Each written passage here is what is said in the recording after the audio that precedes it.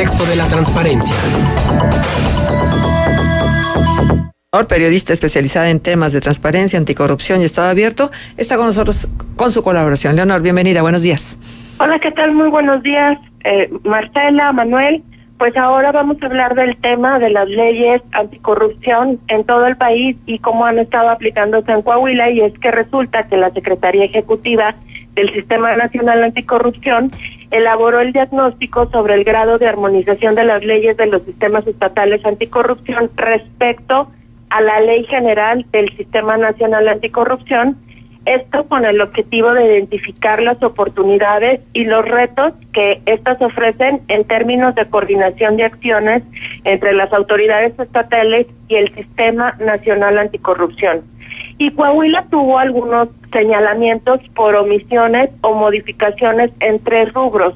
El primero fue disposiciones generales. El segundo fue organización y funcionamiento de los sistemas estatales y mecanismos de interinstitucionales y herramientas de coordinación. Además, se señalaron inconsistencias en el apartado de fiscalización, porque la ley menciona las instancias que fiscalizan, pero no especifica propiamente cómo funcionará el sistema de inspección fiscal. Y esto es bien importante porque, como ustedes ya saben, justo el tema anticorrupción tiene que ver o radica mucho en el mal uso de recursos públicos, o sea, es decir, todo aquello que huela a un mal movimiento del mal uso de recursos públicos es un caso que debería de estar siendo inspeccionado y tendría que verse con detalle qué es lo que se está haciendo con el destino de cada peso, de un programa, de un fideicomiso o de cualquier figura donde se tenga dudas hacia dónde fueron canalizados los recursos. Y es precisamente lo que hace el área de fiscalización. El diagnóstico cita en lo que se refiere a la conformación de los sistemas locales o a la coordinación y participación de las autoridades a nivel municipal, pues definitivamente se omite por completo. Sé que en estos días la gente del Sistema Estatal Anticorrupción está haciendo algunas modificaciones justo para que las contralorías municipales se sumen de alguna manera al funcionamiento del Sistema Estatal Anticorrupción. Y bueno, lo mismo ocurre con la noción de un sistema estatal de fiscalización, limitándose a mencionar la coordinación de las autoridades estatales en el sistema nacional. Es decir, los menciona, pero no nos describe cómo va a estar funcionando.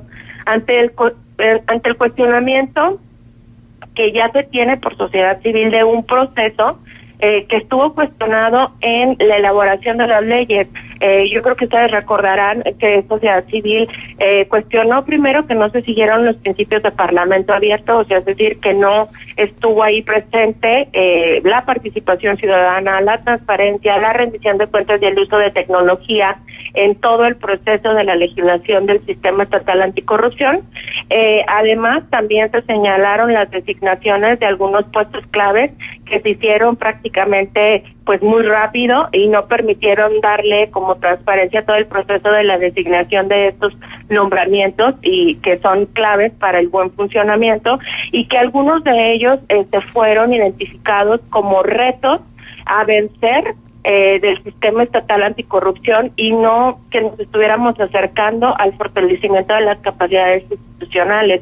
Y bueno, pues es preciso en este momento que ya se empiecen, ahora que ya se tiene un diagnóstico, que es un diagnóstico pues sí técnico, pero que propiamente ya está señalando las deficiencias que hubo en la legislación, pues que el Congreso local ya empiece a hacer las modificaciones para que podamos contar con el mejor sistema anticorrupción posible.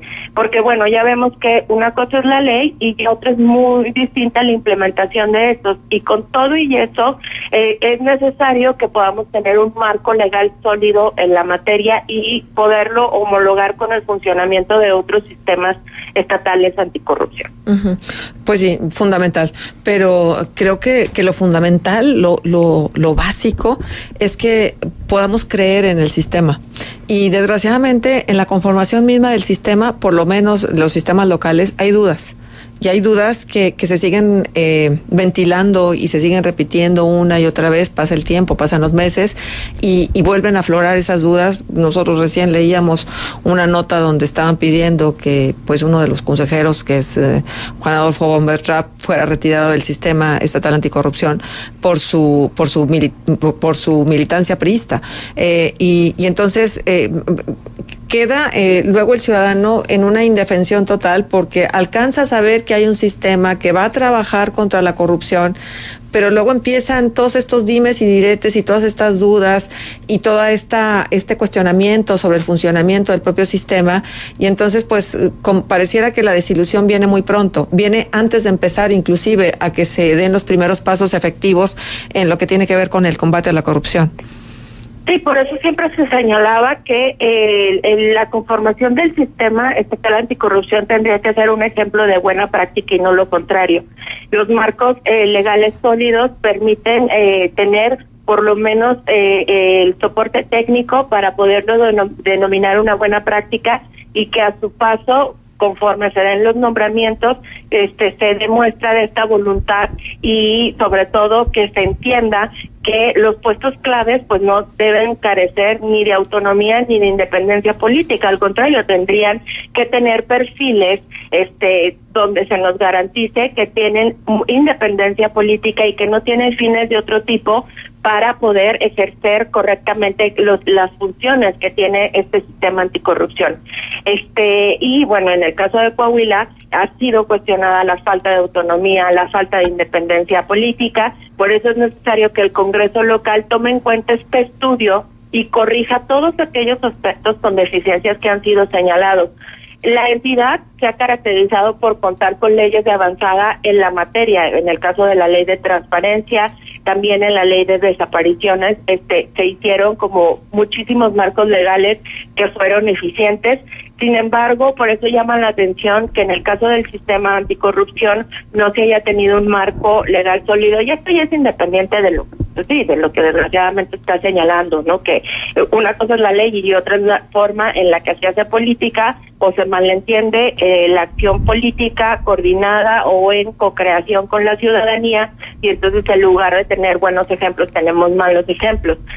Pero ya tener con un estudio que les señale propiamente cuáles son las deficiencias técnicas que tuvo la ley, pues esto refuerza que la visión de la sociedad civil pues no estaba lejana, porque estuvieron señalando muchas cosas que probablemente permitieron que al final tuviéramos una ley con algunas deficiencias que tienen que resarcirse, porque es importante tener criterios homologados en todo el país para la coordinación con otras entidades, y que esto pueda funcionar. De por sí ya los expertos advertían que eso iba a ser así, porque no es fácil tener un modelo anticorrupción, y evidentemente las redes de poder y las redes que se corrompen pues iban a tener una resistencia a poder adaptar estos modelos. Pero bueno, ya está, y poco a poco se van esperemos a ver mejoras, y esperemos que en el caso del Congreso local pues ya se apliquen estas modificaciones para que podamos tener por lo menos el marco normativo más sólido. Leo, buenos días, te mando un abrazo. Déjame preguntarte... Gracias, Manuel, igualmente. Gracias, déjame preguntarte sobre el tema de los representantes del gobierno federal en los estados. Obviamente, a reserva de conocer cuáles serían sus atribuciones, sus facultades, que hasta el momento me parece que quedan poco claras. En el caso de Coahuila, bueno, eventualmente sería Reyes Flores Hurtado, este personaje muy ligado a Armando Guadiana, senador electo por Coahuila. Y también, bueno, exdirigente del PAN, una figura crítica al gobierno del estado en las últimas administraciones. Y nos decía en días pasados que uno de los lineamientos es el combate a la corrupción también en el estado. Obviamente, se antoja que este tipo de figuras serían más políticas que técnicas, pero tú consideras, insisto, a reserva de conocer cuáles serían las facultades reales de estas figuras políticas de representación del gobierno federal en los estados, ¿consideras que realmente abonarían a la transparencia de las entidades, al combate a la corrupción? Mira, un personaje que ha sido cuestionado públicamente, o que no tiene finalmente todas las capacidades para poder desempeñar cargo público, pues no me estoy refiriendo que sea el personaje propiamente, sino en general, vamos. Hay una diferencia entre los puestos, por ejemplo, de elección popular. Un diputado no precisamente tendría que contar con los estudios requeridos y demás, porque son puestos de elección popular, y entonces, bueno, basta con que el personaje va a llegar a ser votado para que la gente decida si está o no. Pero en el caso de todos los puestos que son asignados ya propiamente del servicio público, pues sí tendríamos que tener un piso mínimo, ¿no? Y el piso mínimo es que tengamos a los más capacitados en el puesto y en el cargo público para poder desempeñar sus funciones, y que también cuenten con una trayectoria que avale que pueden realizar ese trabajo. Entonces, en este sentido, si tenemos personajes que han sido cuestionados por pertenecer a un partido político, y este partido político es vinculado con actos de corrupción o con hechos de corrupción y demás, que ahora es difícil que encuentres un servidor público que no haya sido vinculado a un partido político y que por añadidura el partido político no esté vinculado a un acto de corrupción. Sin embargo, si puedes encontrar a personajes que pues sí puedan realizar sus funciones de manera correcta y gozar de independencia y autonomía, porque el puesto público así lo pide. No solamente esto que estamos hablando de los temas anticorrupción, sino también pues todos los cargos públicos, ¿no? Tendrían que tener esa independencia. Pero bueno, sabemos que una cosa es el deber ser y otra cosa es lo que ocurre. Sin embargo, pues esperemos que todos estos nombramientos que dicen que van a combatir la corrupción tengan el conocimiento requerido, y que también tengan pues el aval de la ciudadanía y el apoyo de la ciudadanía para poder desempeñar estos cargos públicos que son muy importantes. Por supuesto, si el personaje es cuestionado o estuvo vinculado al mal uso de los recursos públicos, pues va a ser un personaje que, en lugar de vencer todas las dificultades y los retos que ya tenemos, pues va a de alguna manera debilitar una institución más en el quehacer público. Y ese es donde tenemos muchísimos problemas, porque ahora ya no necesitamos a más personajes que debiliten, necesitamos a más personajes que puedan fortalecer estas instituciones que ya de por sí ya tienen un descrédito público. Bien, Leo, pues muchísimas gracias por tu participación con nosotros aquí en Contextos. Nos dejas un punto de contacto. Claro que sí, mi red social, Twitter, @NonoBarreiro. Muchísimas gracias. Gracias a ustedes, un saludo.